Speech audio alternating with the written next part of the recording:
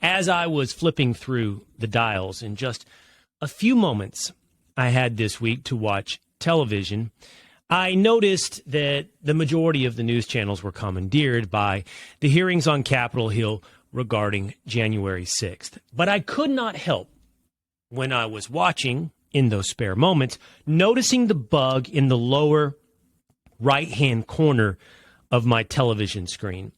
The bug on the far right-hand side of your lower third that read the Dow Jones Industrial Average. In bright red, late Thursday, it read below 30,000. It read 29,700. It's fluctuated throughout the week, but mostly with a constant downward pressure. Stuart Varney on Fox Business, I think, put this most accurately and most starkly. We're looking at one of the biggest destructions in personal wealth within the past at least decade, and one could argue without a massive precipitating moment within the past half century. What I'm talking about is the crater in your 401k, the crater in your savings that is represented in the fall of the stock market, the loss in purchasing power with now sustained north of 8% inflation, gas prices at $5 a gallon and headed higher, and the imminent stark rise in interest rates. What we're looking at is the destruction of personal wealth. So forgive me for two things, if you might. That seemed like the headline, not a partisan committee focused on an event 1.5 years ago. And two, is this what they meant when they promised to build back better? Build back better was the theme, the campaign agenda, the sales pitch of the Biden administration. Oddly, that sales pitch was not limited to the Biden administration. It wasn't copyrighted here in the United States of America. No, Build Back Better had a familiar ring across the globe. Whether or not it was Boris Johnson in the United Kingdom or Justin Trudeau in Canada, about 2 years ago, there were a host of world leaders promising to build back better, which invites the obvious question. Build back from what to what definition of better? At the time, in the way that generic phrases repeated ad nauseum often are internalized, it sounded like a way to pull ourselves out of the hole of COVID. It sounded like the way to get our economy back on track after lockdowns. If not related to COVID, Build Back Better from the perspective of the Democrat was to build back, in their estimation, the rubble of Trump. But I think that what we can see is that Build Back Better neither was a reference to Trump nor to COVID. And as we look at, again, inflation at 8.3%, at a stock market now south of 30,000, at the imminent rise in gas prices and interest rates, is this what they meant by Build Back Better? So let's start with looking at the Biden administration's agenda. What exactly did they intend to build back, and what was the promise that it would be better? The Biden administration stepped into office roughly 1.5 years ago, proposing 3 government spending programs under the banner of Build Back Better. Those spending programs were the American Rescue Plan, the American Jobs Plan, and the American Family Plan.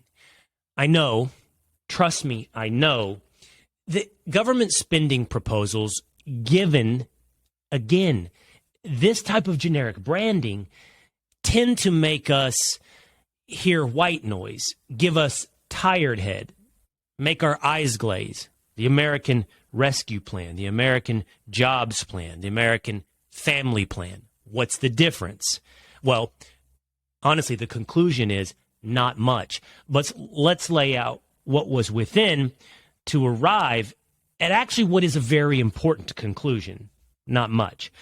The American Jobs Plan, or rather the American Rescue Plan, actually passed through Congress. This is $1.9 billion in spending that passed through reconciliation. This is the parliamentary process that allows the Senate to pass a bill with only 51 votes instead of the 60 votes that would be needed to overcome the filibuster.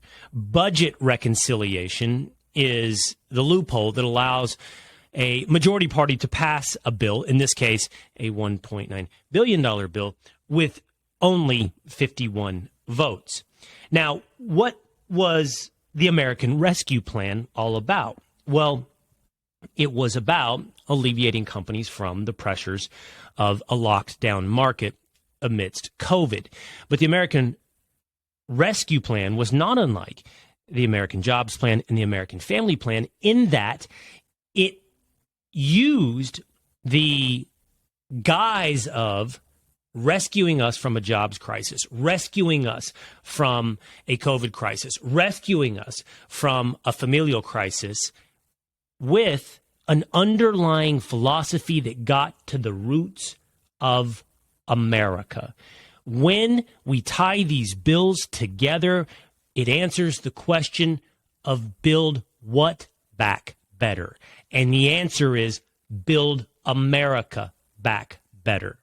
That's perhaps laid out best in the American Jobs Plan. That would have been another $2.3 billion on top of the American Rescue Plan. It did not pass Congress. And thank Joe Manchin, the Democrat senator of West Virginia, for that. There are some estimates, according to the Federal Reserve Bank of San Francisco, that the American Rescue Plan, the $1.9 billion package passed by Congress, directly contributed significantly to the inflation we're all experiencing today. So think about that. The 1.9 led to the inflation we are experiencing. The 2.3 would have been absolute gasoline on the fire. But look, that's a small price to pay, is inflation, is a high gas price. When you are building America back better from the foundation, from the bottom up. When Democrats were pitching the American Jobs Plan, Joe Biden used the following language. He said it would be a transformative effort to overhaul the nation's economy. This was not simply $2.3 billion to get Americans back on their feet. This was not simply designed to get the economy humming. This was not simply to help us see through the hardships of COVID lockdowns. This was, according to the salesman's own pitch, a transformative effort to overhaul the nation's economy. You'll remember this debate. You'll remember this conversation. You'll remember these episodes of the Will Cain podcast where we talked about, at this time, everything became infrastructure. Everything. Not roads and bridges, not simply roads and bridges, but everything became infrastructure. I could make a joke, but I don't need to. It was too obvious. It was too clear. It doesn't need sarcasm, and it doesn't need hyperbole. Everything from pre-K to child rearing all of a sudden became part of infrastructure. This was what was necessary to see through America's rebuild of crumbling roads and bridges. And of course, everything within the climate was part of infrastructure, clean energy, infrastructure. As we move forward to the American Family Plan, which was the third leg on this stool of building back better, we began to learn that pre-K and paid family leave were part of infrastructure. They were part of building back better. You see, no one made really any excuse for their grandiosity. No one really attempted to hide the ball, not beyond a generic phrase like Build Back Better. Everyone was pretty honest about what they wanted to build back. We were told rhetorically for a lot of months, if not years, leading up to Build Back Better, that America was systemically racist, that the American people were too addicted to dirty oil and gas, that the American people were too selfish, too fat to continue eating meat, that the American people are too racist, that we're too harsh when it comes to open arms for illegal immigrants. Building Back Better didn't simply focus on our moment in time. It didn't simply focus on the problem in front of us. It promised to solve not just our societal ills, not just our national ills, but our very human ills.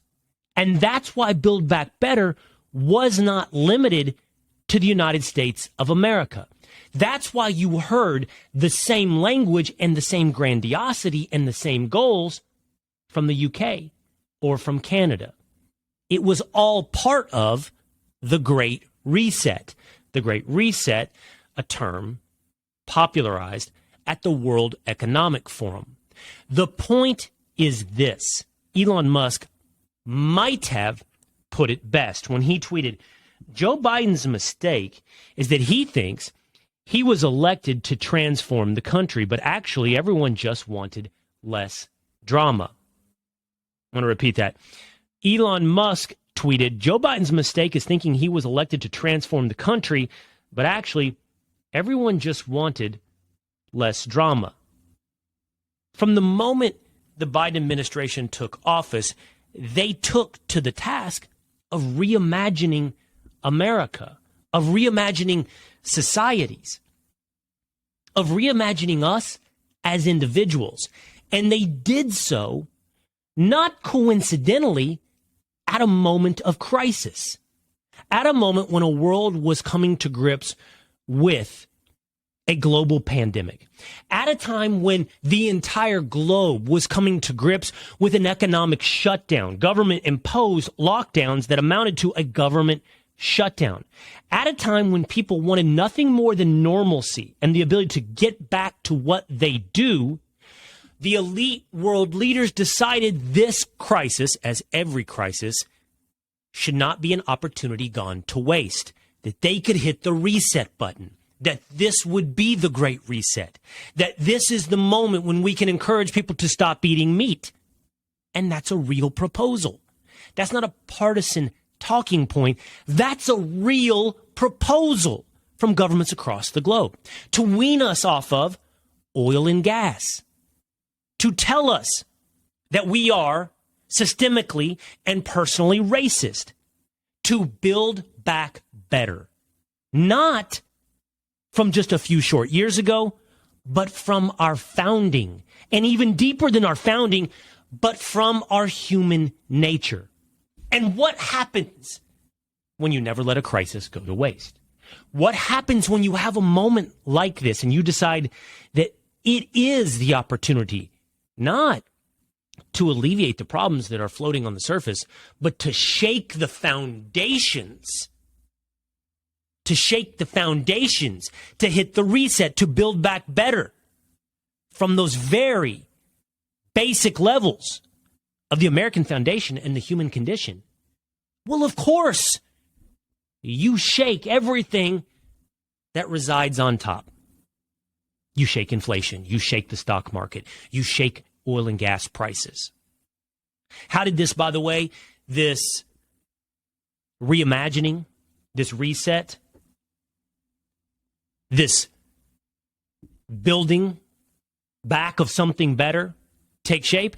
Through the concept of climate justice. Every single one of those legs on the stool, the American Rescue Plan, the American Jobs Plan, the American Family Plan, all wove into whatever they suggested to solve on the surface, elements of climate justice. Incentives for more green energy, both at the home and at the pump. Incentives for oil and gas companies to transition away from oil and gas. Incentives every step of the way to turn our economy into a green economy. It doesn't take a reading in. It only takes a surface level of reading. The Great Reset, the building back better, the reimagining is centered around the climate. And why would that be? Is that simply because climate zealots have taken over all the top positions in the world? To some extent, I would say the answer may be yes. Young people today certainly consider the climate one of their top issues. Young people fed education, as we talked about in the last episode of the Cain Podcast with Pete Hegseth. Go back and listen to that one about the roots of America's progressive takeover of education, have been fed climate justice for decades. But that's not really the sole, and I would suggest it's not even the primary reason that all the elite world leaders are going all in on climate justice. It's not because they have a green thumb. It's not because they're all tree huggers. They fly in private jets, burning up massive amounts of jet fuel. There's a story out today that former President Barack Obama is burying something like a 2,000-gallon propane tank at his home in Martha's Vineyard. These aren't people living the life of a greenie, but they're asking for the power of an advocate for the greenie. So why is that? Because it's the great umbrella. It's the great umbrella for the Great Reset. We've talked about this, and you know this, the power of words. Words are the weapon of mass destruction in 2022. Distort and torture words to your end. And there is no more malleable word than climate. And there's no more powerful combination of words than climate justice. That can mean whatever you want it to mean. It's the perfect Trojan horse to build something back better. Whatever you want to build back better. Climate justice isn't about saving the Alaskan range.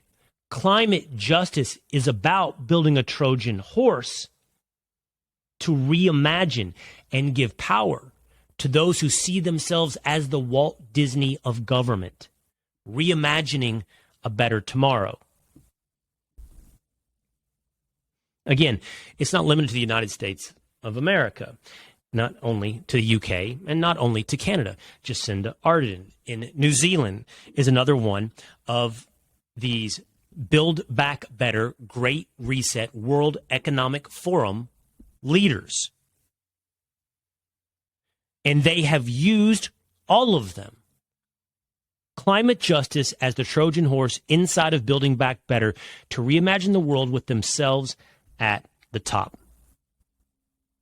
You know, if we're doing and granting a charitable and generous reading into one's motivations, one who hopes to build back better, you would say these are people, and they would say for themselves, that these are people who are driven by empathy, looking to care for thy neighbor. You would say that these are people, or they would say for themselves, that they want to make the world simply a more enlightened, progressive, and better place. They want to see a better tomorrow. A lot of these self-described motivations are blank slates, not unlike climate justice, not unlike racial justice, not unlike social justice, not unlike equity. Blank slates for you to use to define however and as whatever tool serves to fit your agenda. These people would say to themselves that there's just a lot of people out there who simply, and I don't know that they would say this part out loud, although I've heard it said out loud, there are people out there that simply should not be entrusted with these massive decisions that have world implications. that there's too many people out there that they can look down on, yes, condescendingly, as not well-read, not smart enough, not good enough to be making the decisions for a better tomorrow. And then finally, these people would say that they have both the moral compass and the intelligent ability to guide us to this better tomorrow. The odd thing about that self-description is it defies, in most cases, actual life choices. I don't know if you've ever seen, but on the note of empathy, charity charts. I don't know if you've ever seen any graphs on who gives personally, not through the power of government compulsion, but who gives voluntarily more to charity. It's not even close. Those that ask for this power, those that vote left versus those that vote right. Those that vote right give exponentially more in charity. And if you're driven by empathy, wouldn't one care about the outcome? In other words, wouldn't you be able to step back for a moment and say, how is my policy playing out? Is it helping those that I feel for? Is it helping those that I hold empathy for? If the answer is no, if your policy is not helping, if you're destroying the life savings, if you're causing massive inflation, if you're driving gas prices up, are you helping those who you proclaim to care for? Because if you don't, then really, honestly, it's about you and your feeling and your empathy and your narcissism to be the one that knows more, sees more, can do more than others in society. In the end, yes, of course, it's a cult of narcissism, but building back better has obvious cost and implications, regardless of intentions, on the people out there, on you and me, on the poor, on the middle class, on inflation and gas and the stock market. But maybe it wasn't intended to build their lives back better. Maybe it wasn't intended to build America back better. A lot of the same people that say America is systemically racist often end up being the people who have some ugly incident in their timeline or in their past that one could clearly describe as racist. Maybe it's not about building America back better. Maybe it's not even about building human beings back better, the nature of humanity from Canada, UK to New Zealand to America.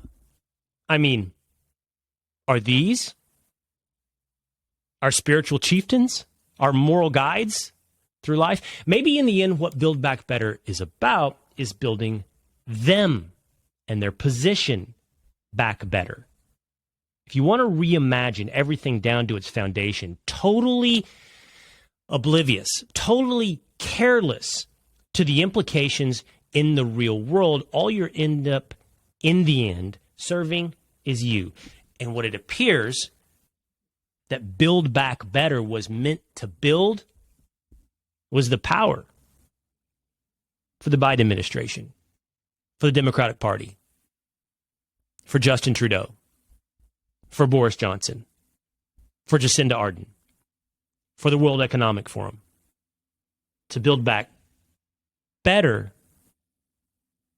the power of their tomorrow. Hey, it's Will Cain. Click here to subscribe to the Fox News channel on YouTube. It's the best way to get our latest interviews and highlights. And click to subscribe to the Will Cain Podcast for full episodes right now.